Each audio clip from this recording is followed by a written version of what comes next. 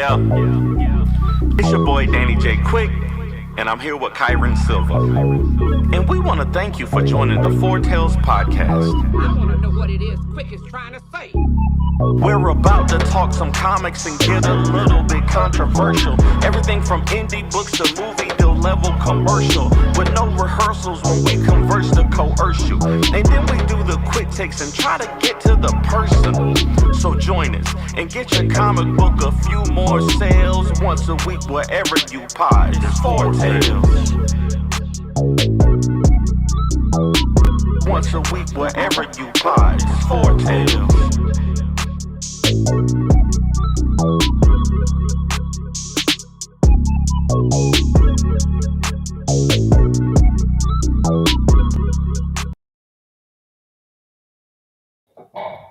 Ladies and gentlemen, boys and girls, children of all ages, Taurus Comics in collaboration with Fourth Wall Productions respectfully brings to you the 151st episode of the Four Tales podcast.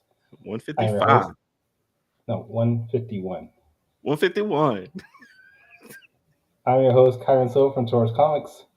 Across the way is the great rhymer of Ace Blade, Danger Quick, and together we are your two award-winning blurred comic creators here to help you find your next favorite comic. We are live on the Age of Geekdom Network via Facebook, Twitch, YouTube, and TikTok. So if you're listening or watching us live, thank you for your support. Don't forget to like, subscribe, and review this podcast, because all your positive reviews, interactions help us reach a bigger audience. All right, now that I did that, you guys can go back to arguing. Nah, bro. Nah, bro, because y'all hating on LeBron for no reason. Like, I don't get it. I just, again, like I said, I don't see how you could be mad at a journalist for being a journalist. It's clear to me. I'm not saying that Bronny will never be ready for the NBA. Just at this point, just because you're doing well in the G League doesn't mean that you're ready for the NBA. He's doing well in the G League. But the G League is part of the league, though. So for anybody that's wondering, ask the G League if they feel like they are part of the league. So for anybody that's wondering who this is, they don't. That is our guest for today, Rolam. He's the writer of Scarlett Ranger. The two of them are arguing about LeBron and Bronny James, and I'm just too tired, so y'all can deal with it. So go ahead. I'm not saying that the G League is the equivalent to an active roster spot. I'm not saying that. I'm saying that those players are developing so that they can get to an active roster spot. And there are people who come from the G League. Listen, I know that you have. But hold on. But what does that mean, though? What you just said, that means that all those players in the G League are developing because why? To get a main roster spot, to get a roster spot on an active team, like because why though? Because they're not ready for the league. No, that does not. No. You literally are here just okay. There's only 11 spots on the team, right? So they say, yo, man, we got to have some people here in case one of these 11 people go down. I need a point guard. I need a center. I need a shooting guard. That's not how it works. No, my bro. I'm trying to tell you this. The people who play in the G League are not ready. Like okay. 90% of those, Isaiah Thomas in the G League, he wasn't ready. Like 90% of the basketball players who play in the G League are not ready for the NBA. Okay. All right. Have you seen the G League games? Yeah, I watched them. They listen. They be going out, bro. Quincy Olivari, that dude can play on a team, yo. Okay, right. So we can name like 5 players, but I'm saying look at the totality of the team. Most of those guys are not very good, bro. But most of those guys are not very good. You're comparing G League players to people who are the people on the end of the bench are on active rosters, right? The 10th and 11th player on an NBA bench are on active rosters. That does not mean that they're not good enough to be in the league. That means that they're not the best player on the team, right? Right. But okay. what I'm saying to you is that the G League, if you go to the G League and you play great in the G League, that doesn't automatically mean that you're ready to play in the NBA. Of course not. There's some great players in college that go to the NBA and don't do well. And that's all I'm saying about Bronny. Even though he's having good G League numbers, that doesn't necessarily mean he's ready for the NBA. I mean, I guess we'll see. One day I think he will be, but I think we've already seen in how he's played in the NBA, he's not ready. Now, before we get to the interview, the only thing I'm going to say is if I am LeBron James and this is my son, and I'm saying I believe that my son is good enough for the league, right? If me with my 20 years of experience and knowledge says my son is good enough to be in the NBA, right? He has the talents, he's got the intangibles, he's smart enough to play the game, he knows how to be where he's supposed to be. If I say that he's good enough to be in the league, and then a journalist says this dude is not good enough to be in the league, a journalist who never played basketball, this people on the internet who did not play the game, who do not have my experience, say he's not ready for the league, he's not good enough to play in the league, of course I'm going to be offended. I'm going to feel like, yes, my son is good enough to play in the league. And when I see you, I'm going to press you about it. But why would you press? Again, I'm not saying that he shouldn't be upset. I'm saying I'm not going, and I feel this way about athletes across the board. I don't understand when athletes get upset with journalists for making, so like Stephen A says, what KD just did is going to affect his legacy, and KD gets mad at that. Why are we mad at that? He's a journalist. He's expressing his opinion. What you mad about? Hey, Bronny's not ready for the NBA. He's not ready for the NBA. What you mad about? If I disagree, if I disagree with you, if you can disagree, but why you mad? Who said he was mad? He just was expressing that he disagreed. And he said, "Hey man, stop talking about my son, yo. Hey, what's the?" Stephen A said he was mad. And did you see the video? On the video, he looked mad. He did look serious. He looked quite serious. Ladies and gentlemen, it's the Rolam in the building. I know what's good. It's 10 minutes into the show. 10 minutes into the show. Rolam, my bad. Of Scarlett, creator of Scarlett Ranger, owner Scar, and many, many other things. Fish said, "Look at Kyron all board. He just sitting there. What you playing? Are you playing the game? You on the Switch? What you playing?" Playing Marvel Strike Force. Okay, cool. Terrible, man. Roland, welcome to the show, man. Thank you. We'll continue the discussion later, but I want to use this time to highlight you, brother. For anybody who has not, who doesn't know Roland, give us a little intro to you. What you create and what you're here to talk about today. Yes. So as we said, my name is Rolam. I'm a writer of all kinds of things. I write screenplays, I write novels, but we're here today because I wrote a comic book called The Scarlett Ranger. I live in Atlanta, Georgia. I have 4 sons, and I just love storytelling. I love to write, and that's who I am. 4 of them things, 4 sons. That's what I'm talking about. I got 3 girls. I tried to get 2, but I guess I don't make boys like that. So yeah. I don't know. No, man. Happy to have you on. Scarlett Ranger number 3 is live on Kickstarter right now. Scarlett Ranger Part 3 of the Inheritance Saga. Give us. I know I've seen the videos, man. I watch all your content, but give us a little breakdown of Scarlett Ranger 1 and 2. And what's number 3 gonna be about? No spoilers, of course. Yeah, for sure. So Scarlett Ranger is ultimately it's a story about a young man who inherits the title of Scarlett Ranger from his grandfather. And in issue 1, the story picks up when his grandfather's greatest enemy breaks out of prison. And so we follow this young man as he's learning how to protect his family, protect his city, but ultimately protect the legacy that his grandfather left for him. In issue 2, he starts to dig more into the history of his family, who his grandfather was, the relationship between his grandfather and his father, because one of the questions is, why didn't his father become the Scarlet Ranger? Mm-hmm. So we sort of learn a little bit more about that. And then if you read issue 2, you know that it ends on a bit of a tragic note.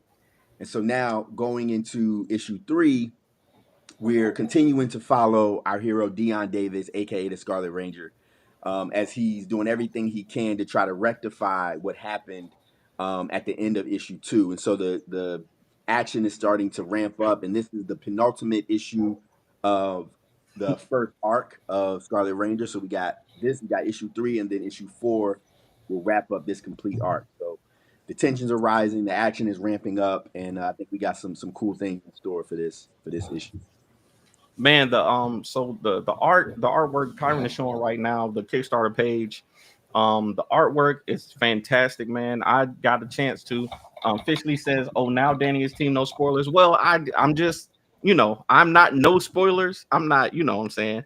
I definitely will talk about spoilers, but when the creator is here, I like to let him talk about it itself. But I have read the script and I thought it was dope, man. I think the story is dope. I can't wait to get to issue 4, but right now, we're on issue 3, and I just love the art, man. So one of the main images is your main character falling. It seems like he's falling out of the sky over the city. That's a image that you know you got a cover of from Wally. Some of the internal pages are showing that. Why is that moment important, or why is that feeling important important enough that you wanted to put it on the cover? Yeah, I think for Dion, like I said in issue 2, he starts to, sort of dig into his family's history a little bit more. And I feel like sometimes when you begin to look at your history, or, your family's history, you start to learn more about the people around you, you can start to feel like you're falling. You know what I'm saying? You can start to feel like, there's nothing to grab onto, and there's nothing to catch you, right? And Mm-hmm.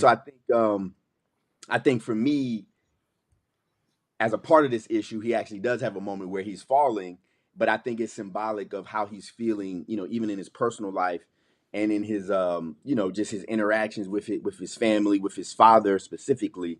Because that's also really what this story is about. It's about fathers and sons. It's about the relationship that you have, with, somebody that you want to be proud of. You know what I'm saying? Like, he wants his dad to be proud of him, but he also knows that he can't do everything the way that his dad wants him to, right? Mm-hmm. So that can put you in this feeling of, I'm falling. I don't know what's gonna catch me. You know what I'm saying, in this moment. You know what I'm saying, and so it's like almost like a helplessness or hopelessness. You know what I'm saying? Yeah, absolutely, man. I like that. I like that. And now that you're talking about families, let's talk about your family. No, I'm just playing. I'm not gonna, Oh, okay, cool. I'm gonna put you out like that. You No, need to man. fill out that form again. What do I not want to talk about? No, man. I think that's something universal that a lot of people can relate to. Shoot, even at different points in your life, teenagers like Dion. You know, when you're a teenager, sometimes you can feel like you might be losing a grip or losing, your central family, not knowing, who you can trust, who you can depend on. I know I got a 19-year-old who trying to find her way right now. And then as you get older, um, of course, you got you kind of grow away from some family. You may stay close to some family, but I think that's universal feeling, man. So I think that's dope that you put that in your writing for sure. Appreciate that. Appreciate that. Kyron, you look like you wanted to get in there. Kyron, what's up? I'm just soaking everything in. Just it's been a long week, dude. It's been a long week. So okay, for the people that have read issues 1 and 2, what can we expect at issue 3? And not necessarily spoilers, but maybe things that have been cliffhangers from issue 1 and 2 that we can maybe finally get answers on. Like, what can we expect? Things like that. Yeah, I think for me, um, issue 3 is just going to. I think you're going to see more resolve in the relationship between him and his father. Um, because, like I said, you know, I said this the other day too. Sometimes when you write something, you don't really know what it is at the time when you're writing it, And I think when I first started writing this story, I thought it was just going to be a cool, like, superhero story. And as I started to write it and build the themes into it, I could see more of, my life. You know what I'm saying? And so, like, even when you talk about my family, like me and my dad, we grew up, we didn't have a great relationship. And so, but now we have a much better, we talk, once or twice a week. You know what I'm saying? Like, I have a good relationship with my dad. And so I think in this first arc, you're starting to see that with Dion and his father, where, the first 2 issues, they're very estranged and they're very, distant from each other, maybe trying to get on the same page, but just not quite there yet. And I think issue 3 because of what they go through in issue 2 and issue 3, by the end of issue 3, it brings them to this place of, I think, resolve, and they begin to realize how important their relationship is. You know what I'm saying? And so I think that's the major thing. And then I think the other thing too is just, I feel like we put a lot of care into all the books, but issue 3 I feel like really has come out really, really good, just from an art standpoint, a color standpoint, a quality standpoint. So I feel like there's a little bit of a I don't want to say a step up, but it just feels like we really get into our groove with this this issue. Now, you just launched the Kickstarter for it today, right? Yep, I just launched it. Yep, I launched it this morning, probably about 8 or 9 o'clock. Yep. And you're, God, like 75% funded already? 75%. Yes, sir. Somewhere around there. How did you, sorry, my brain's a fog right now. What would you say is some of the tips that you can maybe give some of our listeners that are trying to start a Kickstarter to maybe help them get to that type of launch? Yeah, I think the biggest thing, in my opinion, about Kickstarters is the real work that you do on a Kickstarter is actually done before the Kickstarter. I think if you promote it, I try to get 2 months ahead with my promotion, start talking about it, start telling people, start getting images out. And I feel like if you're doing that work beforehand, I feel like going into the Kickstarter, you already have a little bit of momentum. And I think if you're trying to do that while it's launched, I think that makes it even more difficult, because you already have the stress of the campaign going, and you're trying to tell people, okay, I know you haven't heard of this, you're trying to do this, you're trying to do that. But if you've done all that before, the rest of it can just be like follow up. You know what I mean? It can just be a continuation of what you've already started a month or 2 beforehand. So I think that's my biggest tip. Like, do the work before and lay that foundation a month or 2 months before, so that you can just, go into the campaign rolling. You know what I'm saying? I like it. So you said this is the penultimate issue, and because I know what that word means, I know that the next issue is the final issue of the series. Yeah. So Wait, leading the into penultimate issue of the arc, not the series. of the arc, yeah, Right. yeah. So 4 issues in this arc. So I guess we can you said that there's going to be some catharsis between Dion and his father, but I know that it means that there's going to be a climax coming real soon, so Did you have to put those words together like that? I mean you know what I mean. I know you're gonna be leading into you have to put the word together like that. leading into something big. So Yeah. like you said, the second issue ended off with something sad. How is it structuring a story like this? Like, I know you were talking about earlier, you didn't exactly know what it was when you were writing it, but as you're figuring it out, what is your plan to structure a story like this to make it really hit for all 4 issues? Yeah. So I think that the first thing is I just try to get my beginning, my middle, and my end, right? So I want to know what's our setup, right? What does the world look like? Who are our characters? And set that foundation early. And then I want to something happen to disrupt that, right? And then throw us into the middle of the story, which is where the bulk of the conflict, the bulk of the action is happening. And then there's at the end of that section, there's like a realization and I guess that would be the climax that takes you into our third act or the end of the story, right? So for this story, I outlined the entire first arc, and then I just broke it up into the issues that I wanted it to be. And I want each issue to end on a little bit of a cliffhanger, a little bit of a, something that is going to have you wanting to read the next issue. You know what I'm saying? And I actually read somewhere, I think it was Brian Michael Bendis, his book. I can't remember the name of it. Words and Art, I think it might be. But he said he tries to do a cliffhanger on every page. On every page, he tries to do something where it forces you to either turn the page or you want to go to the next page.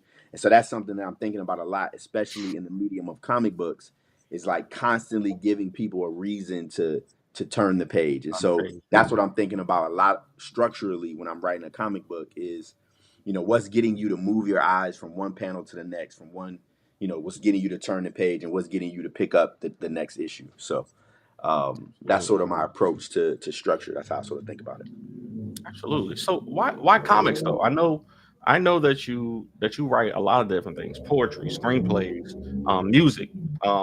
Why did you choose comic books for Scarlet Ranger over all the other mediums that you could have gone with? Yeah, I think for me, comic books, I don't know, it just felt really accessible. It felt like it was something that I could do, right? So like Mhm. when I first wrote the script for Scarlet Ranger, I didn't have access to screenplay software or things like that. And so I was like, you know what? And then with a novel takes so long to write, you know. So I'm like, you know what? I could write 24 pages of a comic book, or 20 pages of a comic book, and I could just use, Google Docs, right? So it Mhm. just, I don't know, it felt accessible. And then I think the other thing is, I've just always loved superheroes. I've always loved, um, reading like X-Men or reading Daredevil, Spider-Man. And so when I started to think of what Scarlet Ranger could be, I thought of it as a comic book, and I do write, different, like people will ask me like, well, do you want this to be a TV show? Do you want this to be a cartoon? Like, do you see it like that? And I'm like, yeah, that would be cool. But because I write so many different things, I believe in respecting the medium. And so Mhm. if I see it as a movie or a TV show, I'm gonna write it as a movie or a TV show, right? If I see it as a comic book, I'm not just writing comic books because I want it to be a TV show or a movie one day. Writing it as a comic book because I see it as a comic book. Like this is how I think it works. In my mind at least, it works best in this medium. And again, Mhm. like I said, that's not to say it won't ever be anything else. But the goal is to make this the best comic book that it can be. And because I respect the medium. So All right, now you're on your way to getting this funded. I mean, even officially said he backed it. So, and we know issue 4 is going to be the end of this arc. What about issue 5 and beyond? Are we going to find out more about the Scarlet Ranger legacy, maybe past the grandfather, things like that? What else can we maybe expect down the line? um yes, we're gonna find out Okay. some more things. Hey, y'all laugh. I have no information on anything that's plotted or anything, so I'm just asking them. Yeah, I'm a yeah, yeah. broadcast So journalist, as they say. no, this is great. These are great questions. I definitely have some plans. I don't want to say too much because I don't know exactly what's going to happen in terms Okay. of story wise, but I have started to plan out the next arc. Um, and I think I'm really excited about that because I think I have a the villain that I'm thinking of is going to be a little bit different. So I think it's going to force the format and the way I write this next arc to be a little bit different. So I'm excited about that. And I also think, I've been having, conversations with the publisher, um, Fourth Wall to be Hmm. exact. And What's the name of that publisher again? I made Okay. Fourth Wall Okay. Productions. Oh, okay. Um, Yep. I may be bringing Scarlet Ranger into that universe and integrating, some of Oh, oh. doing, So that you know what I'm that saying, that makes sense now, seeing what we can do with considering that. So this cover is available. That makes yeah, a little this bit is the more sense. beginning right here, baby. Okay. Yeah, y'all don't know, bro. Y'all don't even know. For our podcast listeners, I'm showing one of the covers that's available, which has Scarlet Ranger from Rolam and this purple ninja-like character, Ace Yeah, Bat, something like that. I ace can't something, remember. something with an ace or something like that. But yeah, man. We're no there, no official announcement or anything yet. But we've been talking He with just Ro. did it. We've been talking with Ro for a long time, trying to get him uh as part of the Fourth Wall universe. But I'm proud to say we're working on something with Bequest Studios also. So maybe a lot of changes coming in the near future for all of us. So As man, editor in chief at Fourth Wall Productions, I feel like I should know these things, but I don't know shit. you know as much as I know. you know you, you know almost as much as I know. I'll just say that. So but I was gonna ask you about the villain, man, because with Scarlet Ranger's villain being kind of inherited from his grandfather, I was gonna ask you like when are we gonna see some his own villains, or what would cause, you know, somebody to become a villain in this universe that you're making. Yeah, so I think coming out of this arc, we will see more villains that's being that are rising out of the situation that's happening in this first arc. But I think the thing about the villains, and because it's an inherited villain, it there does seem to be a little bit of there's a parallel between his father, like Dion and his father, and the other character, the villain character, Malware, and his his son, his adopted son, Firmware. That's what I call him, Darkware. And so they have like this parallel father-son dynamic going on that you sort of see. And so based off of everything that's happening in this first arc, it's going to change the city. The city's called Royal City. It's a sort of like a cyberpunk. It's like a neo, techie type of world. And so I think coming out of this, not I don't think I know coming out of this arc, we're going to see more um, technological savvy villains that are using, some of the aftermath of what happens at the end of this arc to basically rise up and have their own motivations and reasons why they want to see Scarlet Ranger knocked down a peg, if you will. One of the things I noticed in your books, and I don't know if this is intentional a lot or not, but it seems like the young characters in your stories, in this story, kind of represent like the progressive. They want to, they want to use technology for different things. They got ideas and youthful energy. And then some of the older characters are kind of like the system, like they are they're especially like Dion's father, like he's more, straightforward, is that intentional? Is that representative of how you see the world, or am I just pulling that out of nowhere? No, I think that's interesting because I feel like when I talk to people, they always point out certain things about the story that I don't even see.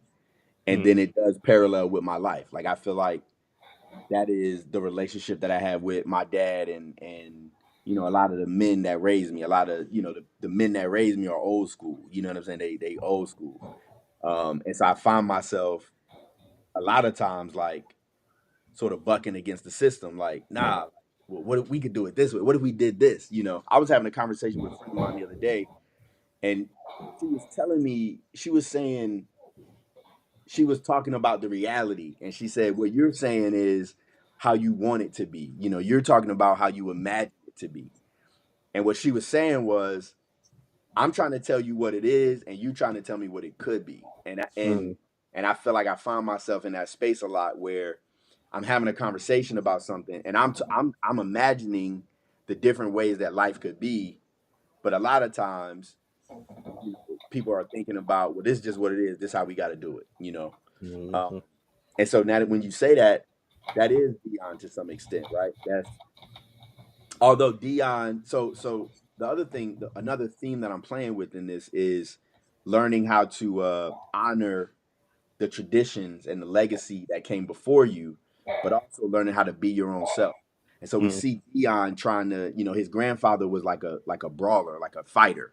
So we see Dion trying to fight and be that type of person, but you're not really built like that. So you got to figure out how to be a hero the way that you're a hero, and you got to accept that you're different. You know what I'm saying? So, you're building the gadgets and you're doing certain things because you're not as adept with hand-to-hand combat like that. Right. So don't even try to do that. You can make them proud being yourself and doing your thing. You know what I'm saying? So yeah. No, I think that's dope. Thinking, Go ahead, Kyle. talking about legacies, what does Dion think about Bronny James? I think Dion thinks that he's a good young man. He's got a lot of work to do before he's ready for the NBA. But will he ever be ready? Dion's in his corner though. Dion is in his corner for sure. Hey, that's all anybody ever wants. We just need to be in the corner of the youth, man. We need to support the youth and and help them work towards a good future, man. For sure. Man, I appreciate that. You know what it's time for, man? It's time for my favorite part of the show. We got quick takes coming up. Kyron, whenever you're ready.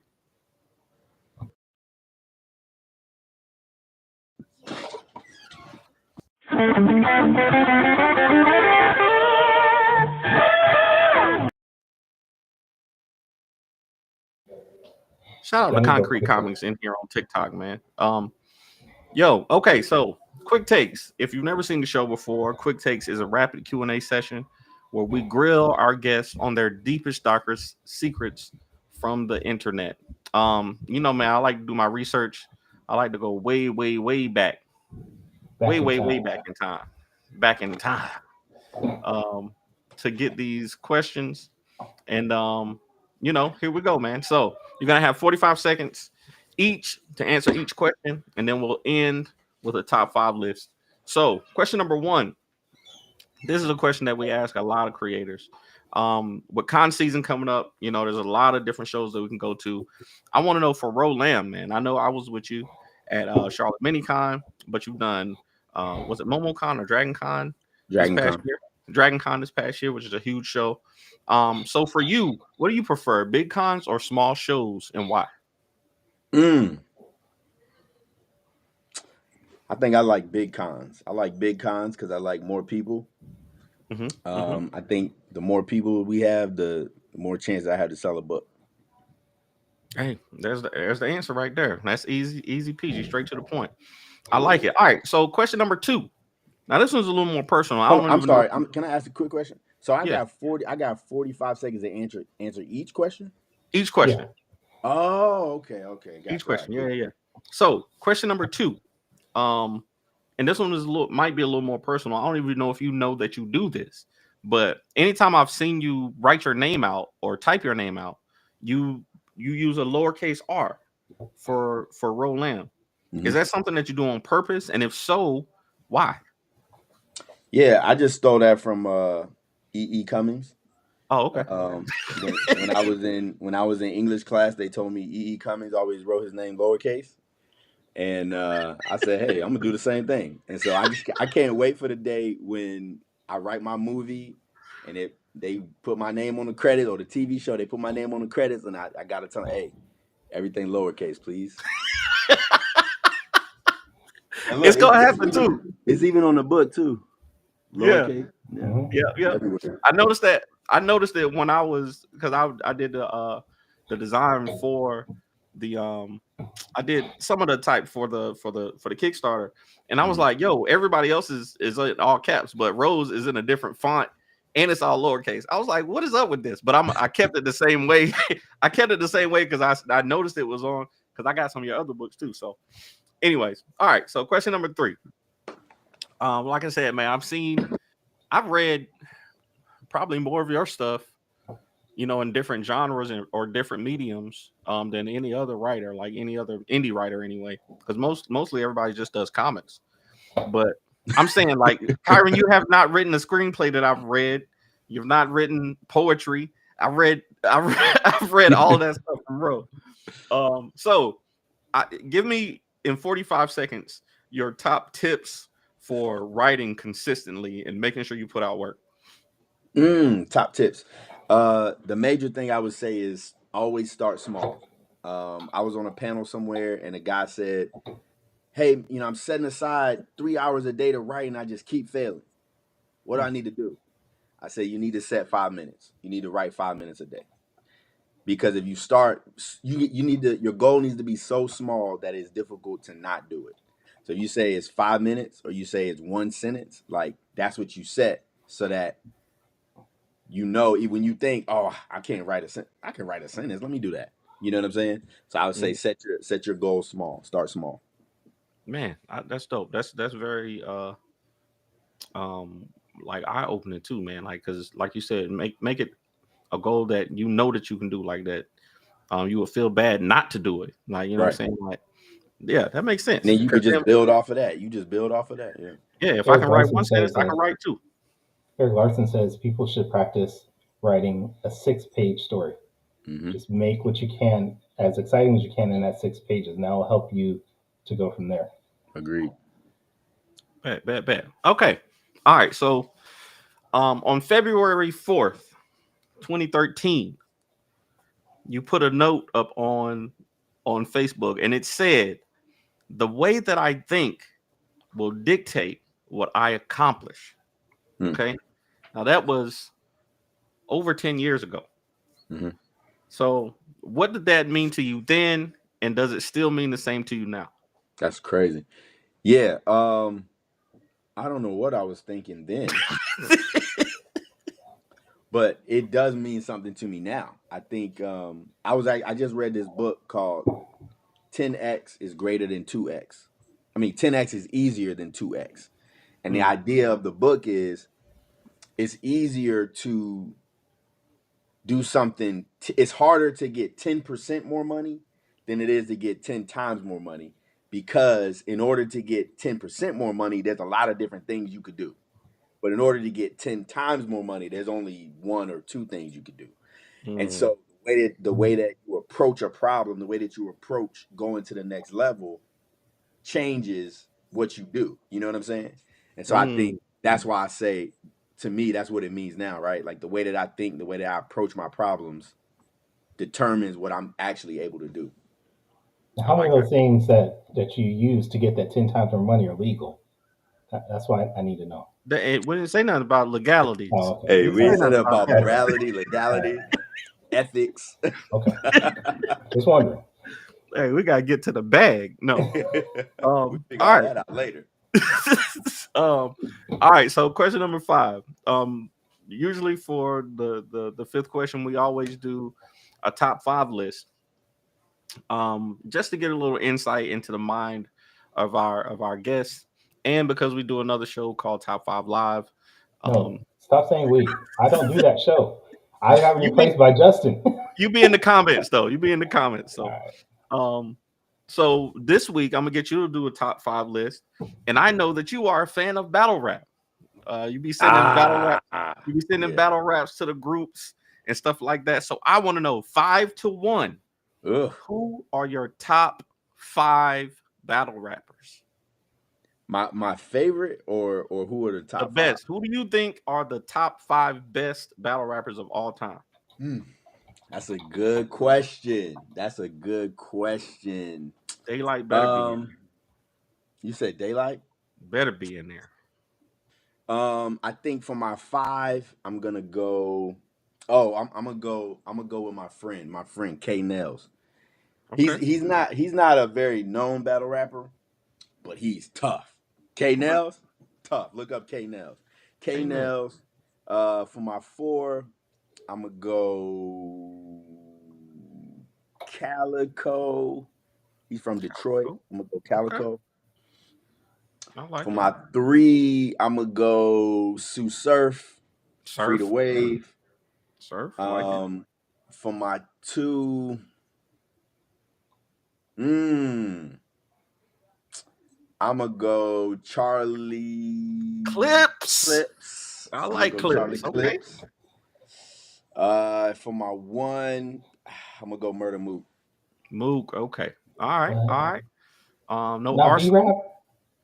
Not B-Rabbit? Oh man. Arsenal. Not B-Rabbit. I like Arsenal. I really do like watching Arsenal battle raps, but I feel like he be getting too like cartoony with it sometimes, and he be losing battles like that. I think. I do like him though. I think he's funny. I think he got good stage presence. But I think there's a couple other guys that I like. Like even somebody I like O-Red better than Arsenal. I like O-Red, man. O-Red is O-Red is tough. He be having some tough stuff. I've been watching more like full battle. Like I used to catch the clips and stuff, but I've been watching like more full battles since you and Wally be sharing them in the group chat and stuff like that. So definitely. Okay, man. I appreciate you doing that, brother. This week, Quick Takes is brought to you by our sponsor, Gemini Comic Supply. If you go to Gemini Comic Supply and enter the promo code AceBlade, you will get 10% off your entire order. Appreciate you doing that for us, bro. Kyron? I was just trying to see if you were going to take over the ending like you did last week. Bro, I appreciate you being on, dude. It's always fun having you on. Oh, that's it. That's the show. We done. Yeah, That's that the show, was man. 40 45 minutes. 45 We in and minutes. out. Okay, cool. I mean, you and Danny want to stay on and just debate No, Bronny we good. more? I just thought it was a little longer, but we good. Yeah, we good. 45 but minutes. you want- We in and out, bro. We in and out. Danny's back can't handle more than this, so we gotta let him That's fact. go stretch. Wait. We want to make sure our followers check you out though. Where's the best spots that people can maybe check out your work, follow you, things like that? Yeah, right now you can go to Kickstarter. Scarlett Ranger Inheritance Part 3 is on Kickstarter right now. We are about 75% funded and ready to hit that goal so we can start talking stretch goals. So right now I think that's the best place. And then rolam.com, and then you can find me on Instagram at rolam, ROLAMB. And yeah, those are the best places. All right. Danny, where can we check you out? The best place to find me is my website, fourthwallpros.com. And if you want to find me on social media, it's at the Ace Blade on all social media platforms. Kyron, where can people find you, sir? You can find me at Kickstarter, checking out Rolam's Kickstarter and backing that. But after I do that, you can check me at tourscomics.com. I'm on all social media platforms at tourscomics. And this is your first time checking out our podcast, you can go to our website, fourtailspodcast.com. That is the number 4, TALES podcast. You can listen to our previous episodes. You can buy some merchandise, support us that way. But definitely join us back next week, same time, where we are going to have Sebastian Jones on the show talking about his book. But until next time, everybody, sayonara, goodbye, and please take care of yourself.